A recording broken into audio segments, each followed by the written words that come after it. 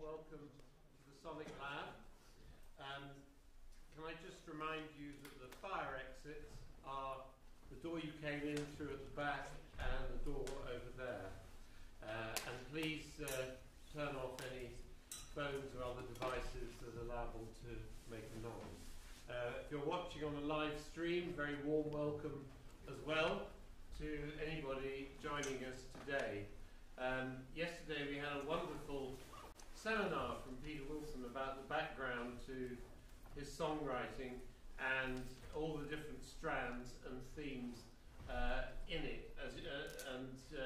If you were lucky enough to be here, you'll recognise some of those. But it's great to have that pulled together into the live article. And as you can see, we have several guest musicians today as well. And he's going to introduce them. So next week, can I just say, we have seasonal, I call it seasonal jazz, it will be December, in the Hearty Room, in our sister series down the road. Steve Barnett and friends with Mike Magic Henry on trumpet from London. So that's jazz on Thursday. And in 2 weeks' time, which is our last event in term time, we'll have the Hive Choir performing in here. So do please keep an eye on Arts, English and Languages events to see what's going on. We've still got plenty of events for Christmas. So very nice to see you, and please join me in welcoming Duke Special. Thank you.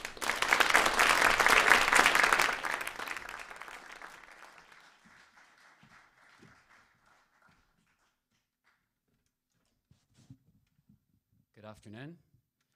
Thanks for coming. I had to do this talk yesterday, which was all the kind of background to some research that I'm doing at the moment about the songwriter's version, and I enjoyed it so much I thought I'm just going to talk today again, if you don't mind, and not play anything.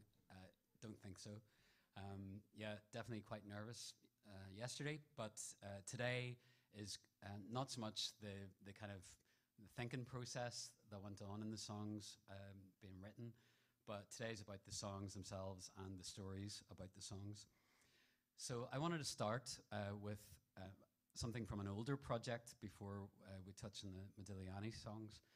And one of the things that I've done in the past was write an album of songs based on pioneer art photographers, Alfred Stieglitz, Edward Steichen and Paul Strand. And the photo you see here was taken by Edward Steichen in 1905, and it was a lady called Rita de Acosta. Rita de Acosta was one of the most photographed women in America in the 1920s, and she loved hanging out with poets and artists and thinkers of the time, and she spent a huge amount of money on this pursuit. She came from a very wealthy family of Colombian descent, and she had two sisters of note, one called Ada, who was one of the first women ever to fly solo in an aircraft. Thank you. Another woman, another sister, Mercedes, who was known for having all these flings with Hollywood starlets of the day. Rita herself, I discovered, was very unlucky in the matter of love. She got married at quite a young age, in her early 20s, to a very wealthy, retired man who tragically died shortly after they got married. And a second time, some felt a little bit quick, but she got engaged, this time to a very wealthy and retired army officer. And the bird of tragedy settled on Rita once again, and she was bereaved a second time. A third time, she got engaged, this time to a very wealthy, elderly vicar.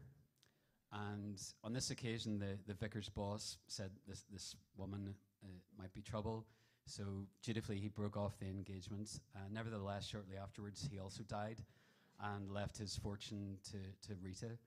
I found out that Rita died alone in a hotel room at the age of 51, and I thought that deserves a song. So this is called Rita de Acosta.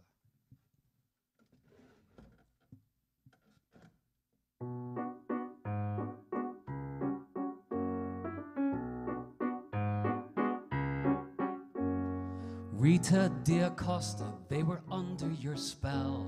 The soldiers, the saints, the sad millionaires, they only wanted love. But that was never enough for Rita de Acosta in a room at the Ritz. Philosophers, poets, artists and wits, they'd laugh into the night. What a strange and wonderful life. She was the one, a living work of art. She was the one who never gave her heart away. Rita, Mercedes, and Ada who flew, young, bored and rich, with not much to do. When you've got dollars to burn, you can do what you want. Oh, but what is it you want?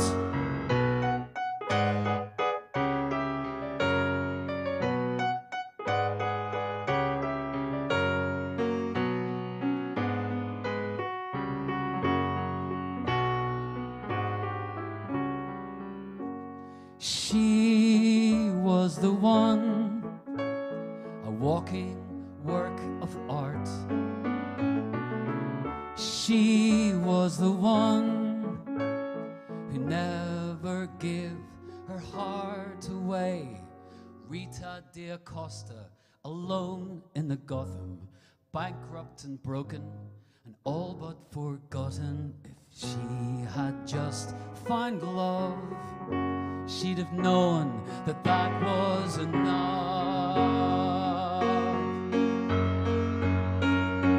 She was the one, a dying work of art.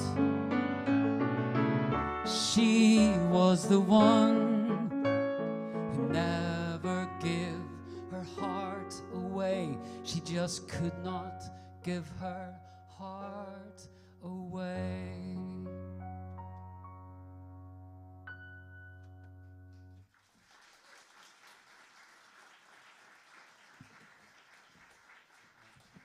Please welcome Ben Castle on saxophone and clarinet, Nick Scott on upright bass, and Temperance Society Chip Bailey on drums.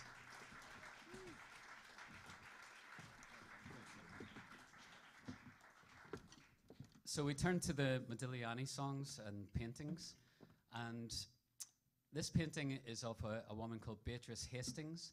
She came to Paris in May 1914, where she wrote a weekly column called Impressions of Paris for an English publication called The New Age, under the pen name Alice Morning. After meeting Modigliani for the first time, she wrote, "A complex character, a pig and a pearl. Met in 1914 at a cremerie. I sat opposite him, hashish and brandy. Not at all impressed. Didn't know who he was. He looked ugly, ferocious, greedy. Met again at the Café Rotonde.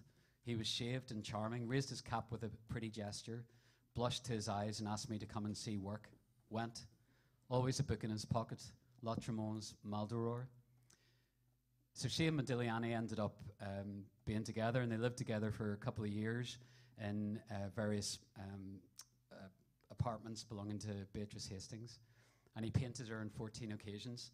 Their relationship was turbulent, to say the least, and they had a camaraderie in their shared addictions. Madame Pompadour, which he inscribes in the painting, but also in the and calls the title, was actually the long-term mistress of Louis XV of France. So an odd kind of relationship that they had, and how he thought about her. The relationship frequently seemed to spill over into violence. There are accounts of Modigliani running to the Café Rotonde to escape, saying, "Hide me, she's a bitch." On one occasion, his friend, the sculptor Jacques Lipchitz, recalls him arriving in shock, claiming that she'd bit him in the balls. The violence was reciprocal, as biographer William Fifield notes regarding Hastings, with whom he loved 2 years of sex, drugs, and mayhem, and whom he once threw bodily through a window. So, an interesting relationship. Madame Pompadour.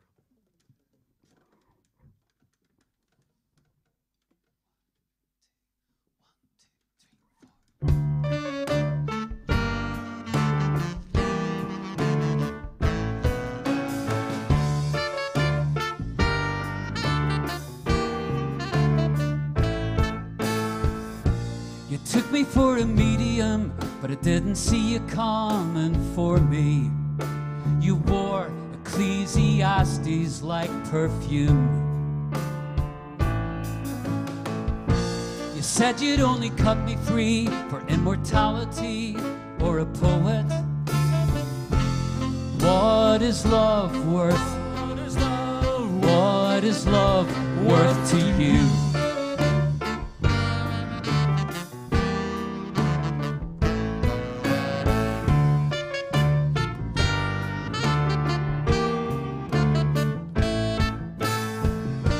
I met you at the cremerie, hashish and burgundy, smoke billows, a half moon dancing, Bacchus with a bad garçon.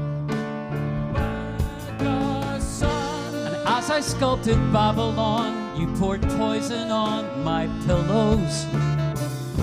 So what is love worth? What is love worth? What is love worth? You were discovering Ezra Pound as I peeled the bricks from the walls. Dante and Latramont sang in the graveyard. You bit me hard in the balls.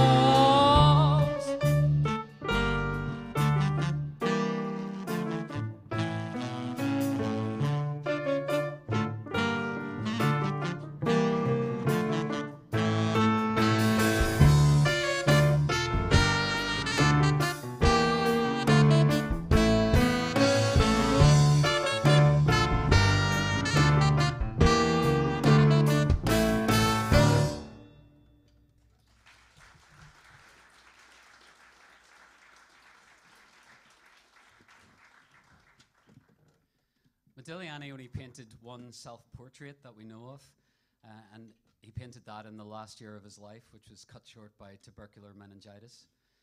In a biography, the writer Carol Mann described Modigliani as Dorian Gray in reverse, and I wrote this song with a friend called Heébuterne, and as soon as we read that line, we thought, that's got to be a title of one of these songs. And we imagined ourselves as the artist nearing the end of his life, frequenting the cafes where he was known to make sketches for the price of a drink and to theatrically cough blood onto a handkerchief for effect. At this stage of his life, he'd withdrawn from many of his friends, instead spending his time painting, drinking, and sharing a small apartment with his now common-law wife, Jean Hébuterne, and their daughter, also called Jean. This is Dorian Gray in reverse.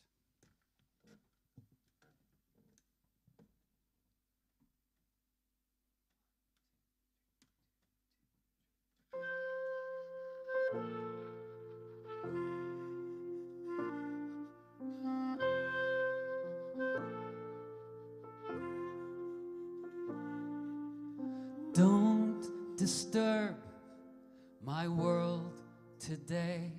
You'll notice my cough's getting worse. I'll paint the self I want to see. Dorian Gray in reverse. Find me in a cheap cafe. There must be a hole in my purse. Got nothing left, I'm through it all. Dorian Gray in reverse. Burning the candles, collapse in the clay. Life tends to bowl, though you want it to stay. As the dream makers walk away.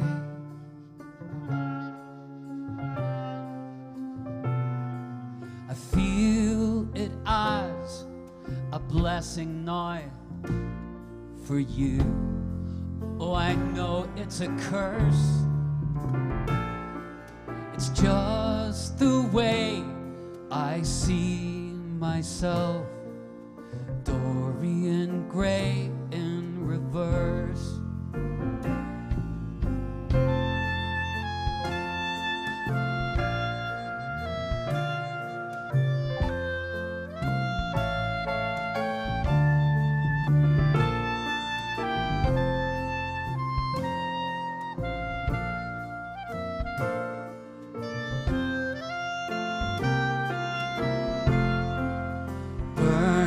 The candles collapse in the clay. Life runs for cover, but still makes you pay. And the dream makers walk away.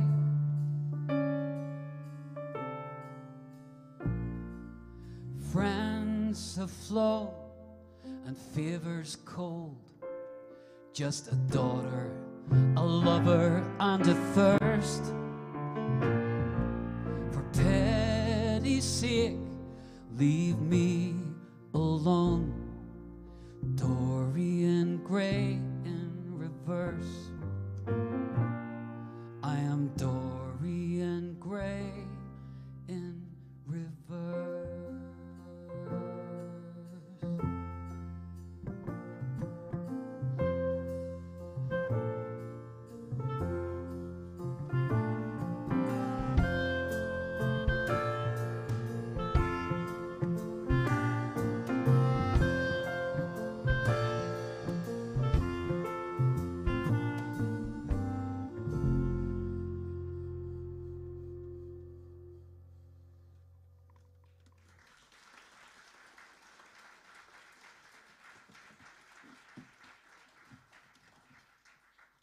A lot of Modigliani's paintings were of people that he knew or well-known figures. But in the latter years of his life, he painted several children, the sons and daughters of neighboring farmers and farm workers. In this painting, he seems to have restrained the kind of mannered style of many of his other portraits. Often he painted people with kind of elongated necks and opaque eyes. But it's interesting, the eyes are present in this one, and there was a sense, it felt like just this innocence coming from this young girl, and a purity in the colors that he used and in the expression on the child's face. I thought, in the song I'm speaking from Modigliani's viewpoint as he observes a little girl and reflects on her innocence as she stands uncorrupt and beautiful before him. Although I couldn't find any evidence of him sounding remorseful for anything in his own life, there are accounts of him speaking tenderly about his daughter Jean. In his paintings of these ordinary people from the French countryside, something of their simple humanity seems to be displayed, which he must have felt or at least wanted to communicate through his work, or at least that's what I get out of it. Any other sentiment or insight in the song comes from my own experience of having children and being confronted by their innocence, a feeling made especially poignant when aware of one's own shortcomings. The painting's title, Little Girl in Blue, had echoes for me of songs by artists like the Everly Brothers or Roy Orbison, so I kind of went with that. This is called Little Girl Blue.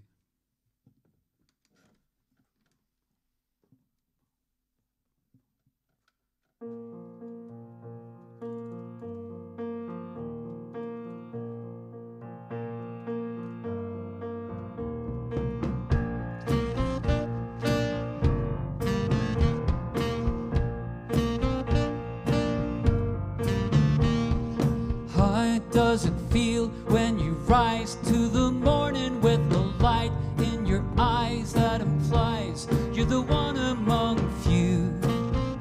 Oh, little girl blue, dressed up in life with no shame in your shadow, not a stain to your name or a mess that you need to undo. Little girl blue,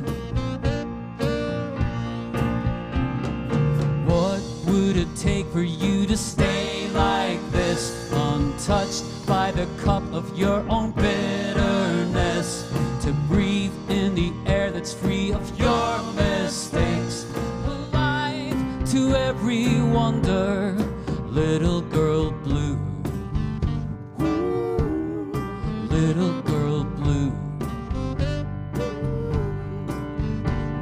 Sweet innocence shoots an ache to the center of me time and again, like a tree, and I'm forever to pursue. Oh, little girl blue, what would it take for you to stay like this, untouched by the cup of your own bitterness, to breathe in the air that's free of your mistakes, alive to every every wonder, little girl blue. Little girl blue.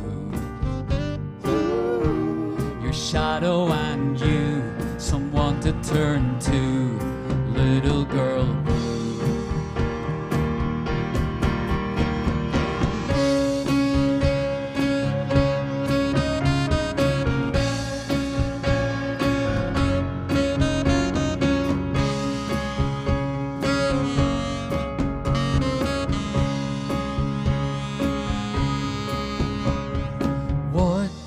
Take for you to stay like this, untouched by the stuff of your own wilderness, to breathe in the air that's free of your mistakes, awake to every wonder, little girl blue. Little girl blue. Little girl blue. Little girl blue.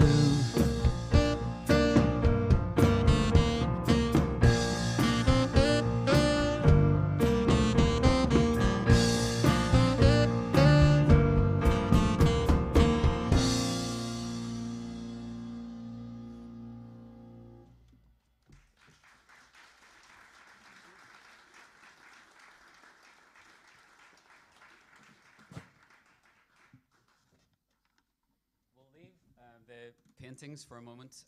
This is one that I talked about yesterday. It's from another aspect of what I've been researching, some old song sheets from between 1840s and 1950s. And this one was published in New York in 1870. It's called Twas Only a Dream, I assume. And it was in a collection of 20 songs described in the front cover as a casket of emerald gems, in a setting of original and ancient Irish melodies. What's not to like? The musical arrangements were credited to a guy called James Gaspard Mitre. But according to the musicologist and historian Eugene Dunphy, the melody is likely to have been taken from a song called Bien an Fear Rua, or The Red-Haired Man's Wife, possibly written in the 1600s. And he suggested that the kind of modal notes in the original had been removed for being uncivilized for Mitre's audience. Another person, an historian called John Molden, describes this song as a rather pitiful song characteristic of the maudlin stage Irish songs prevalent in America at the time. I find the lyric, Johnny, if we can go on to the next one in a minute.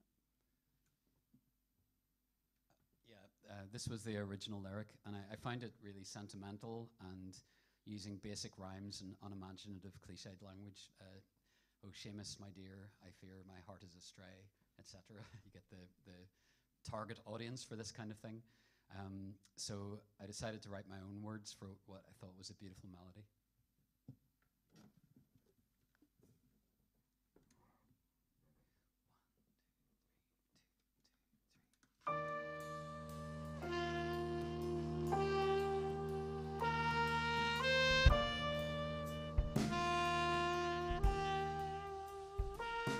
I awoke from a fear that my fault had taken you away. So I'll write down the bones and breathe you into the day, to refrain from the oft-time medicine till it is clear it was only a dream, and a dream is a skeleton.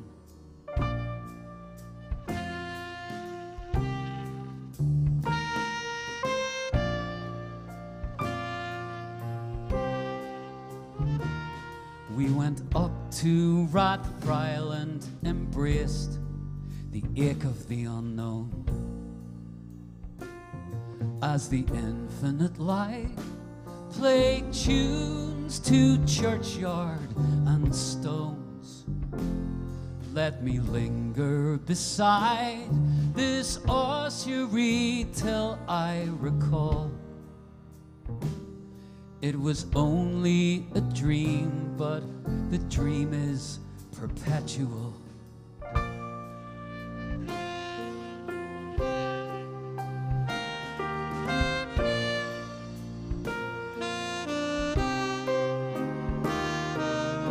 perpetual.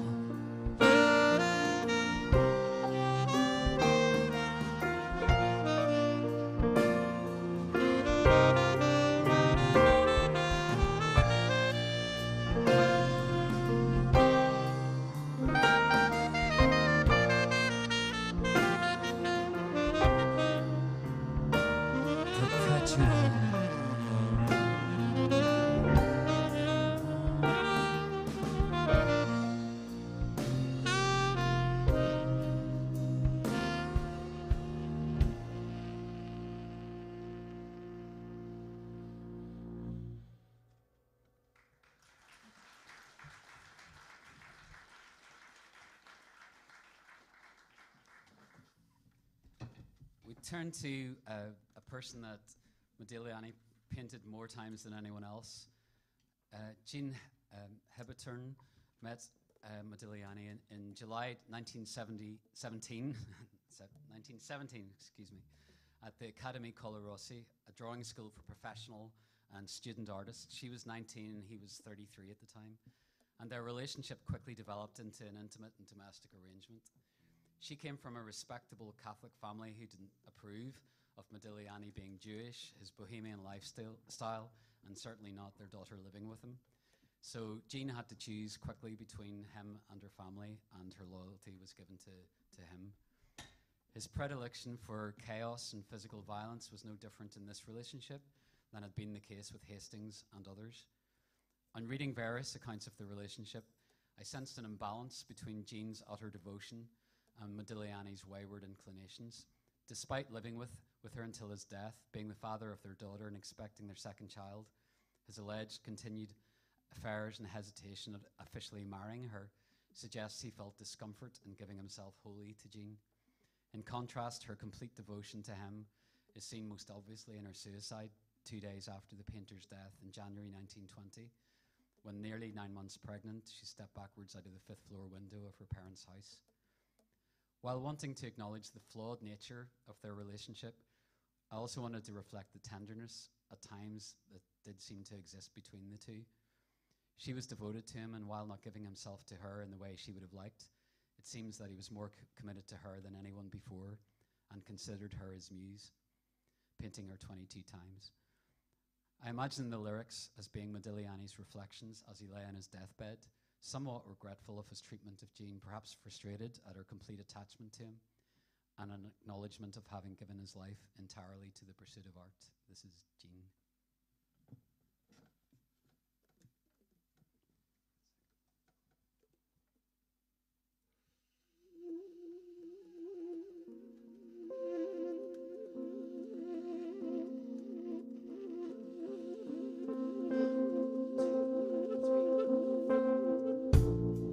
Didn't sleep last night,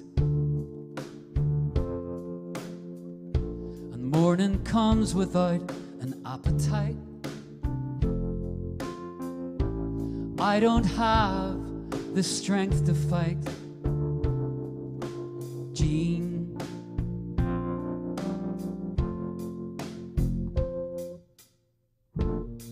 There's no air left in my lungs, I would share a glass with anyone. Do you accept what I've become, Jean? You were only 19. How could you know, Jean? Life can be so tender and terrible, Jean.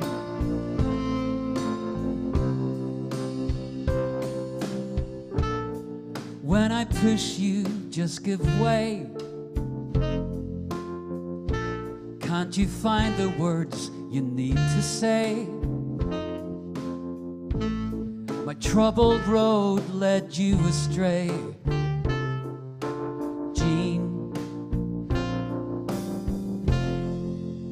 you were only 19. How could you know, Jean?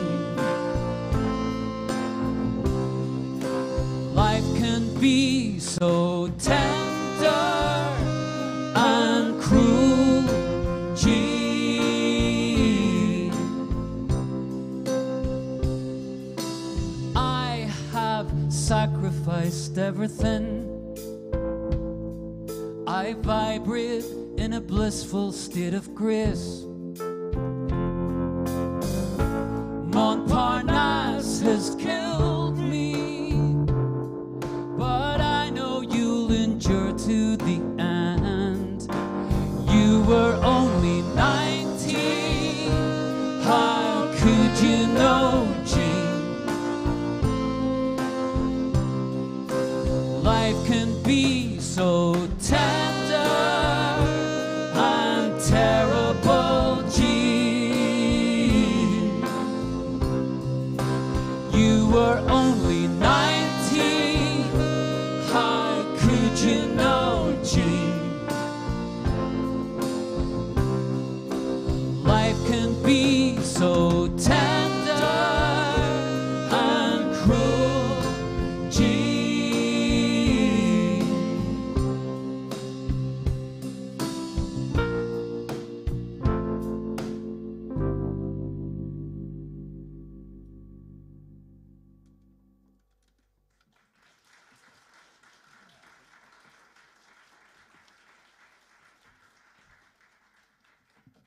There's a fair bit of melancholy in the stories of these paintings. This one is called Christina in 1916.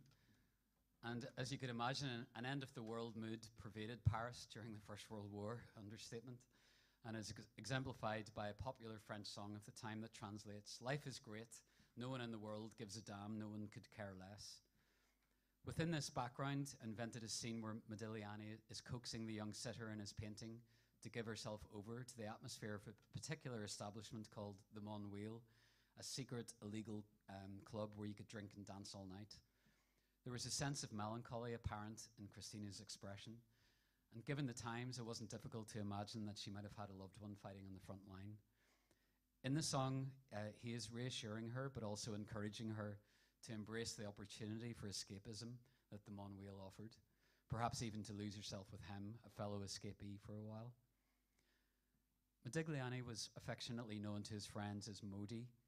Modi is also the French word for cursed, and it seemed appropriate to use this homophonic coincidence to frame the song and further explore the idea of the tortured artist, which he is known for. This is Cursed.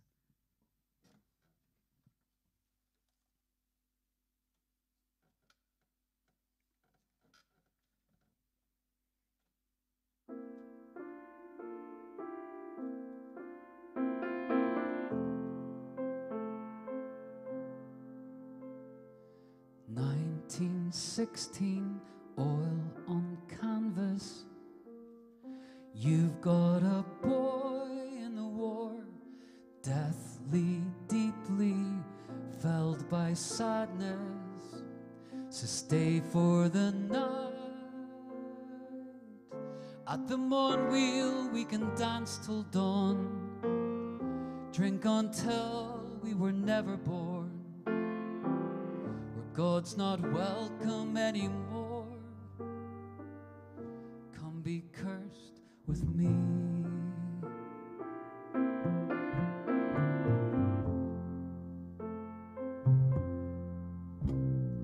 Trust the eye of your beholder.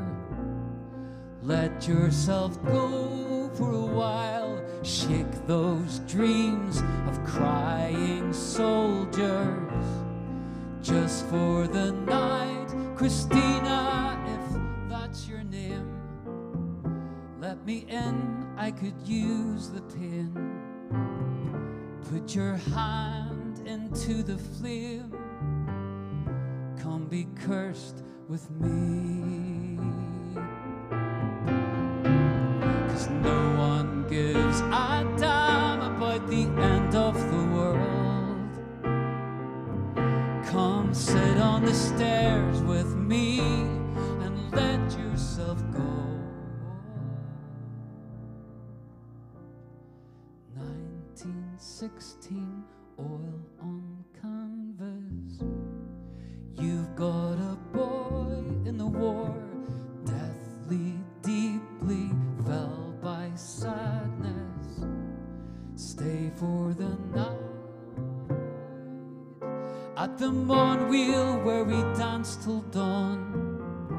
Let's pretend we were never born.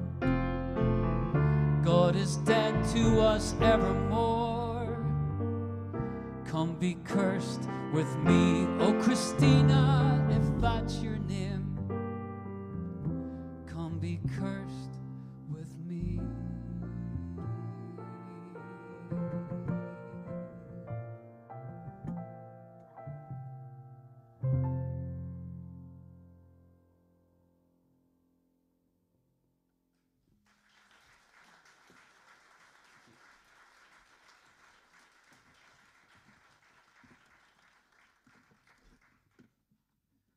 One of Modigliani's great friends was Cem Soutine, and on one occasion, in order to convince his agent to take on Soutine, he painted Soutine's picture on the door of his agent's house.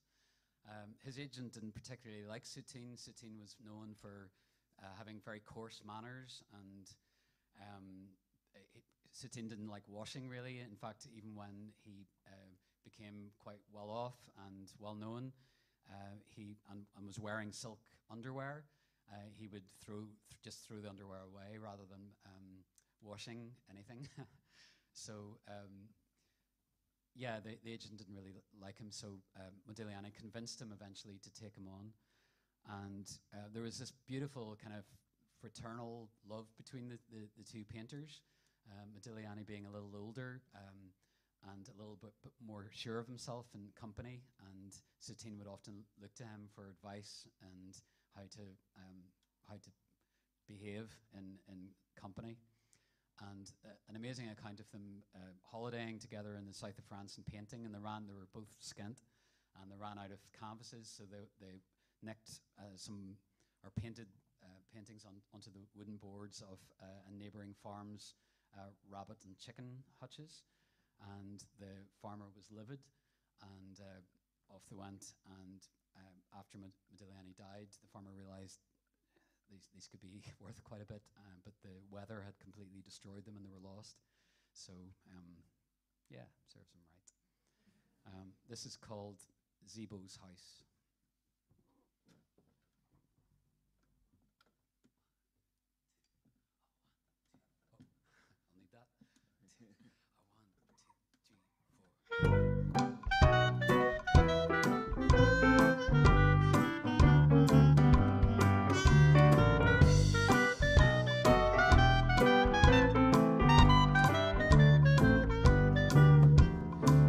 That he would send to confidently mend you, buttoned up to feel secure.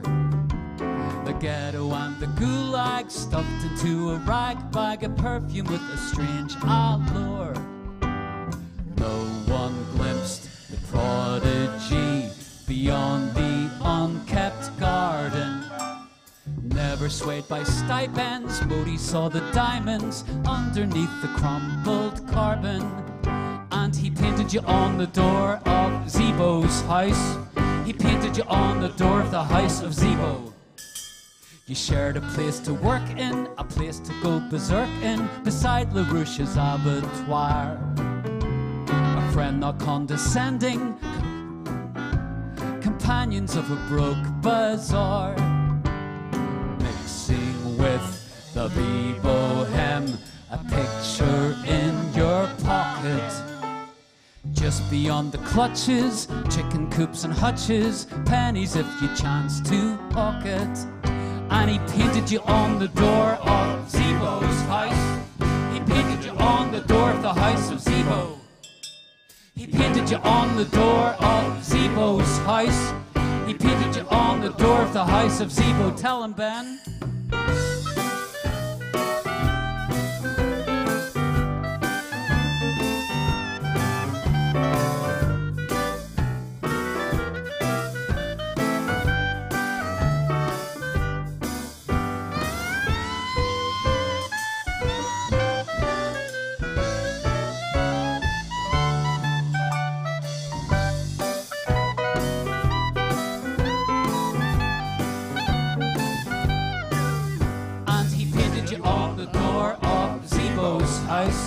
He painted you on the door of the house of Zebo. He painted you on the door of Zebo's house. Yes, he painted you on the door of the house of Zebo.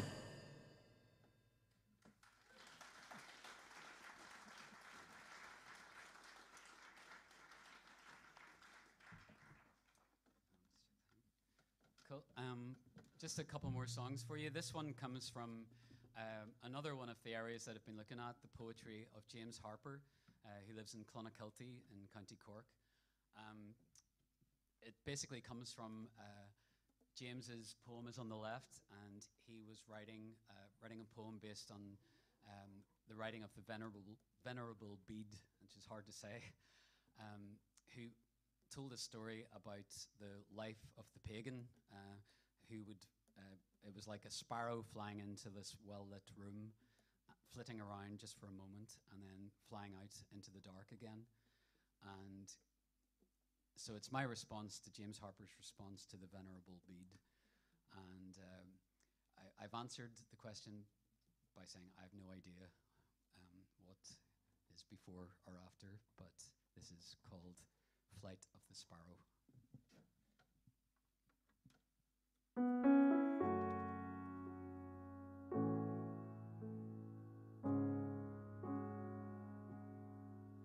Oh, dearest love, the mysteries swirl around life's end and start.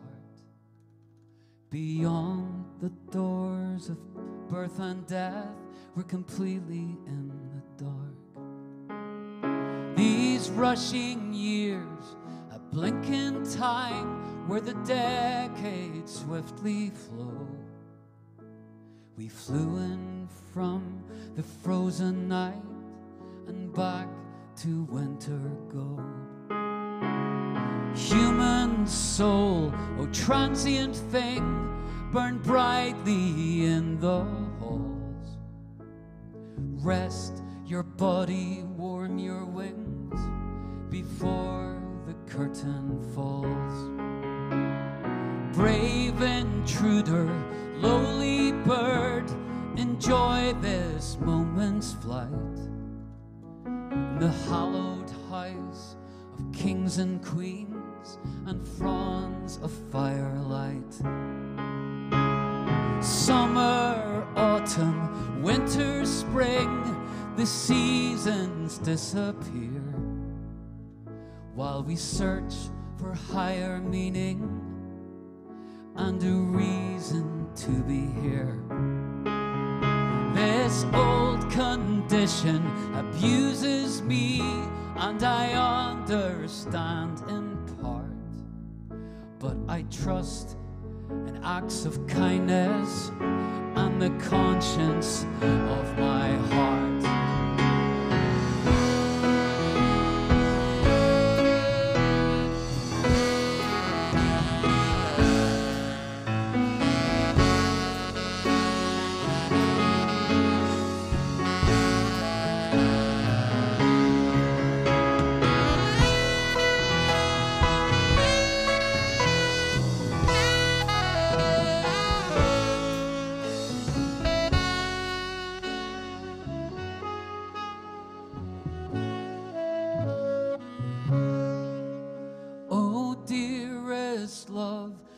Mysteries swirl around life's end and start, but we'll fly the halls like sparrows till we're called to meet the dark.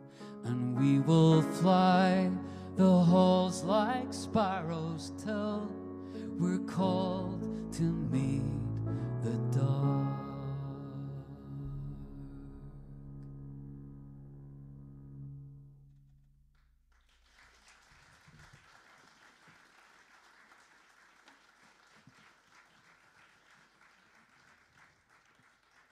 So we've just one more song for you. I want to say a massive thank you to Pierce and Krista and everyone here at Queen's for having us today, and especially big thanks to Johnny for looking after us in the sound. Thank you.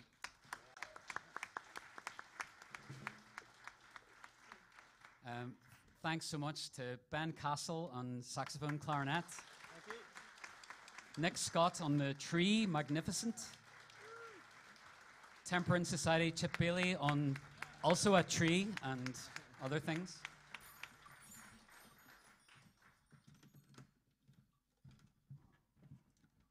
This isn't based on any, well, it's based on my thoughts, just this one.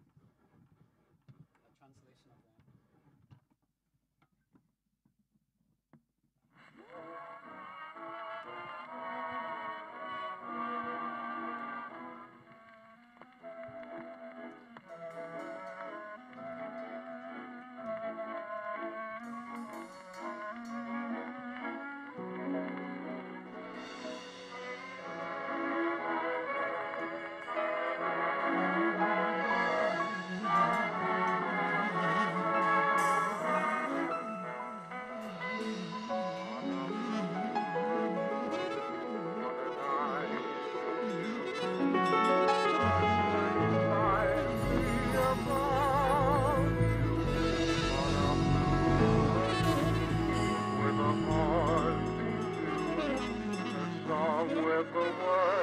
I could go to London, I could go to London, I could go to London, I could go to London, I could go to London, I could go to London, I could go to London, I could go to London. I packed along with smoke, crossed the line. There'll be no glory train for me this time. Where do I begin after all I've taken in?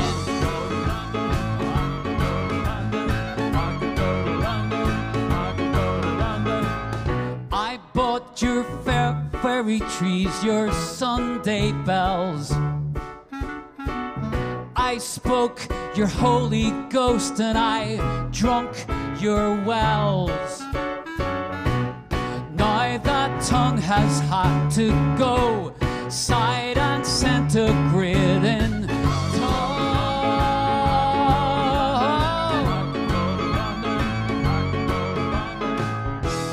Take me crawling from the corner. Would you lay your love on me? Could you shake me till I am clean, like I'm a Salvation tambourine?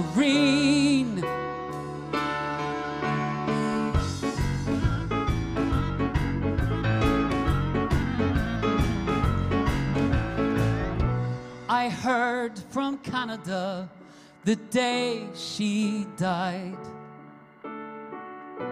The clowns are killing me to join their side. I'm certain I can't pay the fare. Bloodshot vision, keep me here.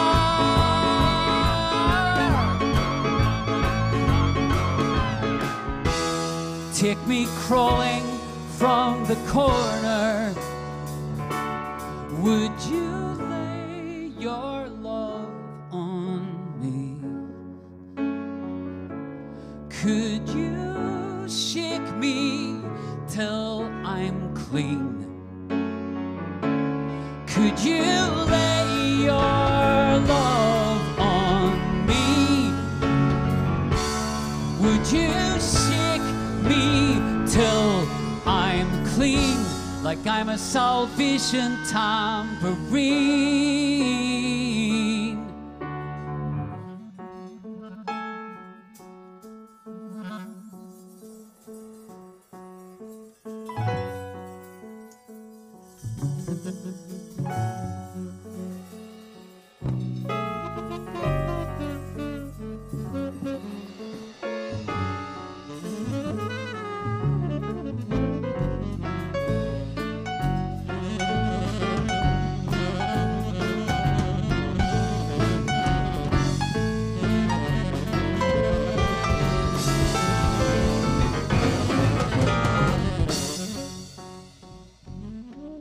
I could go to London, maybe that's where you are. I could go to Paris, I could look from a tower. I could go to London, maybe that's where you are. I could go to America, I could go to America. I could go to that's where you are.